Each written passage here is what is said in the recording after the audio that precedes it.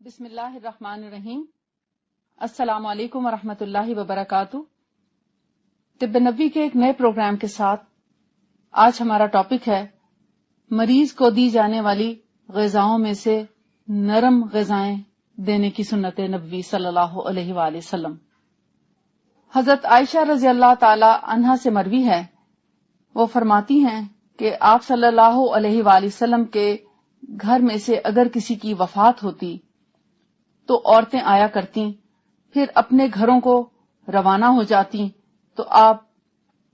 حریرہ کی ہانڈی چڑھاتی جو پک کر تیار ہوتی، پھر سرید بنتا اور اس سرید پر بھوسی، دودھ اور حریرہ ڈالا جاتا۔ پھر حضرت عائشہ فرماتی کہ اسے کھاؤ، کیونکہ میں نے رسول اللہ صلی اللہ علیہ وآلہ وسلم سے فرماتے ہوئے سنا ہے کہ حریرہ مریض کے لیے مفرح قلب ہے اور رنج و غم کو دور کر دیتا ہے۔ یعنی حریرہ ایک ایسی ڈش ہے جس میں سرید، بھوسی، دودھ، یہ ساری چیزیں ملا کر ایک ڈش تیار کی جاتی، جس سے خاص طور پر ان مواقع میں جہاں کوئی وفات ہوتی اور لوگ زیادہ مقدار میں آتے اور پھر جو روٹین کے لوگ ہوتے وہ چلے جاتے اور پیچھے گھر کے لوگ جب باقی رہ جاتے تو ان کو وہ کھانا کھلایا جاتا۔ یعنی عزیز اور رشتہ داروں کو، جو قریب کے لوگ ہوتے، جو غم کے ساتھ جو متاثر ہوتے، یعنی غم زدہ ہوتے، ان لوگوں کو وہ کھانا کھلایا جاتا تھا۔ اس میں بھی نبی صلی اللہ علیہ وآلہ وسلم کی ایک حکمت ہے کہ غم زدہ لوگوں کا کھانا بھی مختلف ہوتا تھا۔ یعنی ایک عمومی گھر میں پکنے والے کھانے مختلف ہوتے تھے، لیکن جب سب لوگ رنج و غم میں مبتلا ہیں اور تھوڑا تکلیف میں مبتلا ہیں تو ایسے میں کھانا بھی ایسی نوعیت کا ہوتا جو ان کا رنج و غم کو دور کرنے کا باعث ہوتا۔ حضرت عائشہ رضی اللہ تعالی عنہا نے بیان کیا کہ رسول اللہ صلی اللہ علیہ وآلہ وسلم نے فرمایا، تم نفع بخش دودھ، بھوسی اور تلبینہ کے چند چمچے استعمال کرو، اس لیے کہ رسول اللہ صلی اللہ علیہ وآلہ وسلم کے گھر کا کوئی فرد جب بیمار ہوتا تو تلبینہ کی ہانڈی چڑھ جاتی، اور جب تک کہ دو رخوں میں سے ایک رخ سامنے نہ آ جاتا، یعنی موت یا صحت، تو اس وقت تک تلبینہ بنتا رہتا جب تک کہ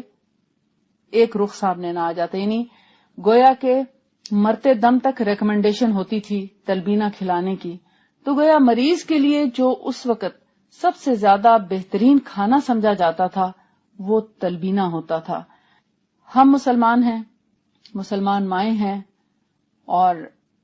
ہم سب دیکھتے ہیں کہ ہمارے گھروں میں جب کوئی بیمار ہوتا ہے تو عام طور پر تلبینہ کے بارے میں کوئی خاص معلومات نہیں ہے کہ تلبینہ کھلانا چاہیے مریض کو یا وہ کتنا فائدہ مند چیز ہے۔ تلبینہ ایک ایسی ڈش ہے جو بہت زود ہضم ہے، آسانی سے ہضم ہو سکتی ہے اور جسم کے اندر بہت جلدی جزو بدن بن جاتی ہے، اور جو بیماری کے بعد رہ جانے والی کمزوری ہوتی ہے یا بیمار ہوتے وقت جو انسان اپنے آپ کو لاغر، تھکا ہوا اور کمزور محسوس کرتا ہے، تو تلبینہ کھانے سے انسان کے اندر ایک انرجی آتی ہے، ہمت آتی ہے اور بہت جلدی بیماری پر قابو پانے کی صلاحیت پیدا ہو جاتی ہے۔ تو یہ ہے نبی صلی اللہ علیہ وآلہ وسلم کی بہترین سنت کہ آپ ہر موقع کی مناسبت سے کھانے میں تبدیلی کرتے تھے۔ اگر مریض ہے تو مریض کے لیے کھانا مختلف ہوتا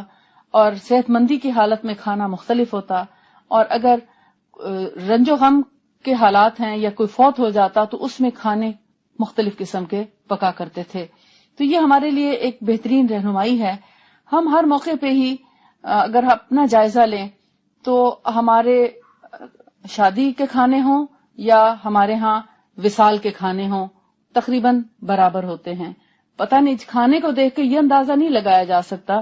کہ شادی کا کھانا کون سا ہے اور مرگ کا کھانا کون سا ہے۔ قورمہ شادی کے کھانے میں بھی ہوگا اور قورمہ وفات کے کھانے میں بھی ہوگا، اسی طرح چاول اور وہی نان اور وہی سب کچھ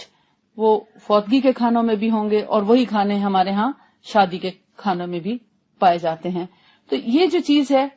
ایک ہی قسم کے ہر حال میں ایک ہی طرح کا کھانا کھانا، یہ کوئی صحت مند رواج نہیں ہے، ہمیں اس کو بدلنا ہوگا۔ اور اس میں تبدیلی لانا ہوگی، اور رسول اللہ صلی اللہ علیہ وآلہ وسلم کے طریقوں کو اپنانا ہوگا۔ اگر ہم چاہتے ہیں کہ ہمارے جو بچے ہیں وہ صحت مند رہیں، ہمارے بڑے بھی صحت مند رہیں، ہم خود صحت سے ہمکنار رہیں اور بیماری ہمارے قریب نہ پھٹکے، اور اگر بیمار ہیں بھی اور ہم چاہتے ہیں کہ ہمارے جو بھی عزیز و اقارب اس وقت بیماری کی حالت میں ہیں اور وہ اچھے ہو جائیں، تو ہمیں چاہیے کہ رسول اللہ صلی اللہ علیہ وآلہ وسلم کے بتائے ہوئے کھانوں کی پیروی کریں، اور جو طریقے انہوں نے ہمیں سمجھائے ہیں پرہیز کے، حفظان صحت کے اور مریضوں کے کھانے سے متعلق، ان کو اپنائیں تاکہ ہم بیماریوں سے بچ جائیں